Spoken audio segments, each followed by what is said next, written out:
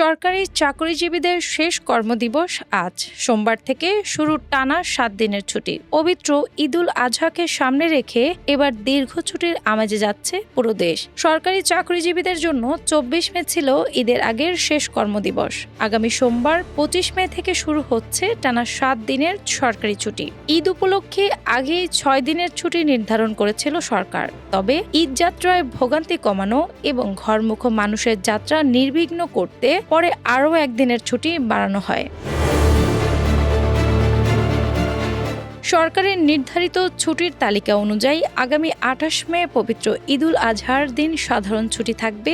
ঈদের আগে 26 ও 27 মে 2 দিন নির্বাহী আদেশে ছুটি ঘোষণা করা হয়। এছাড়া ঈদের পর 29, 30 এবং 31 মে পর্যন্ত আরও 3 দিনের ছুটি নির্ধারণ করা হয়। সব মিলিয়ে প্রথমে মোট ছুটি ছিল 6 দিন।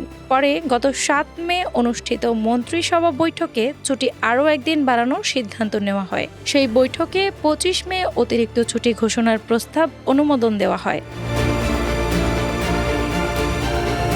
একই সঙ্গে অফিস কার্যক্রম সচল রাখতে 23 ও 24 মে সরকারি অফিস খোলা রাখার সিদ্ধান্ত নেওয়া হয়। এরপর 14 মে জনপ্রশাসন মন্ত্রণালয় থেকে এ বিষয়ে আনুষ্ঠানিক প্রজ্ঞাপন জারি করা হয়। প্রজ্ঞাপনে বলা হয় 25 মে থেকে 31 মে পর্যন্ত দেশের সরকারি, আধা সরকারি, স্বায়ত্তশাসিত ও আধা স্বায়ত্তশাসিত প্রতিষ্ঠান বন্ধ থাকবে।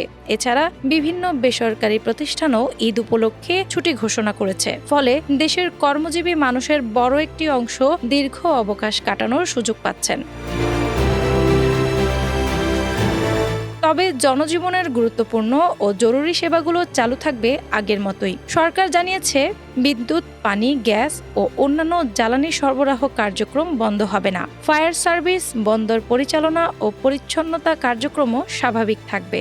একই সঙ্গে টেলিফোন, মোবাইল নেটওয়ার্ক, ইন্টারনেট ও ডাক সেবার কার্যক্রম চালু থাকবে। এসব খাতে কর্মরত কর্মকর্তা, কর্মচারী এবং সংশ্লিষ্ট যানবাহন এই ছুটির আওতার বাইরে থাকবে বলে জানানো হয়েছে। প্রজ্ঞাপনে আরও বলা হয়, হাসপাতাল, জরুরি চিকিৎসা সেবাও চালু থাকবে। চিকিৎসক, নার্স, স্বাস্থ্যকর্মী এবং ওষুধ ও চিকিৎসা সরঞ্জাম পরিবহনকারী যানবাহনও ছুটির বাইরে থাকবে। এছাড়া জনস্বার্থ সংশ্লিষ্ট জরুরি অফিস ও সেবা প্রতিষ্ঠানগুলো প্রয়োজন অনুযায়ী খোলা রাখা হবে। টানা 7 দিনের ছুটিকে কেন্দ্র করে ইতোমধ্যেই রাজধানী ছাড়তে শুরু করেছে হাজারো মানুষ। বাস টার্মিনাল, রেল স্টেশন ও লঞ্চ ঘাটে বেড়েছে ঘরমুখ মানুষের ভিড়।